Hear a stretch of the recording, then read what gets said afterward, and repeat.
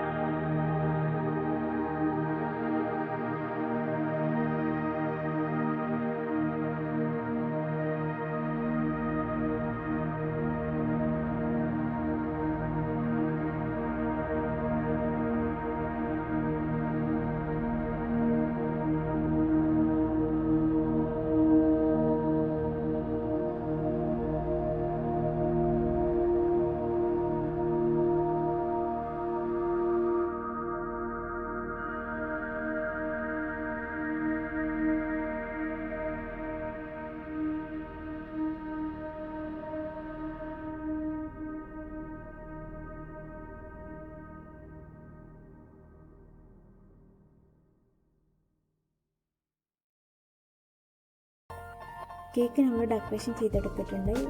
ഇതിൻ്റെ താഴത്തെ ലെയറിൽ ഞാൻ കൊടുത്തിട്ടുള്ള റൊസറ്റ ഡിസൈനാണ്. പിന്നെ 2 കേക്കിൻ്റെയും നടുക്കായിട്ട് വിപ്പിംഗ് ക്രീമിൽ ഓറഞ്ച് കളറാക്കിയിട്ട് ചെറുതായിട്ട് ഡിസൈൻ ചെയ്തെടുത്തിട്ടുണ്ട്. പിന്നെ മുകളിലത്തെ ഭാഗത്ത് ഇത് 4 റോസ് ഫ്ലവർ ഉണ്ടാക്കി വെച്ചിട്ടുണ്ട്. പിന്നെ ഇത് ബർത്ത്ഡേ കേക്ക് ആയതുകൊണ്ട് ബർത്ത്ഡേ എന്ന് എഴുതിയിട്ടുണ്ട്, ഹാപ്പി ബർത്ത്ഡേ എന്ന് എഴുതിയിട്ടുണ്ട്. പിന്നെ ഒരു വൈറ്റ് ഫോറസ്റ്റ് ആയതുകൊണ്ട് ചെറിയും വെച്ച് അലങ്കരിച്ചിട്ടുണ്ട്. അപ്പോൾ എല്ലാവർക്കും ഞങ്ങളുടെ വൈറ്റ് ഫോറസ്റ്റ് കേക്ക് ഇഷ്ടമായ ലൈക്ക് ചെയ്യുക, സബ്സ്ക്രൈബ് ചെയ്യാത്തവരുണ്ടെങ്കിൽ സബ്സ്ക്രൈബ് ചെയ്യുക, ഷെയർ ചെയ്യുക, കമൻറ്റ്സ് അറിയിക്കുക. Thank you.